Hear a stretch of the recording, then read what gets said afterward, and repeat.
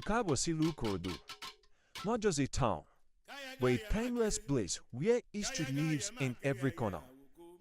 I am Malarika, and today we dey waka through the heart of old Ikorodu, where something special dey greet you for the front of every house. Ule, ule, ule, Ikorodu. These na sacred structures. Ule na the soul of the compound, built with mud, memories, and the kind of care only elders sabi.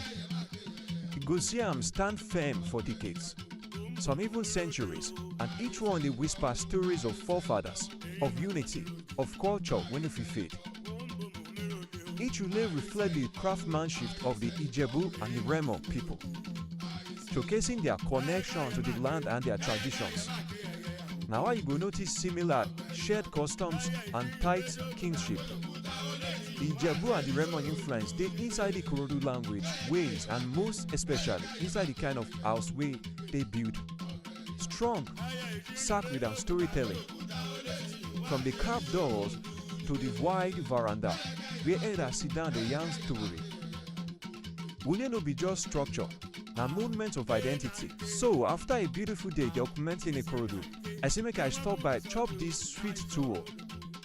Na me be Alarika, your cultural compass. Until next time.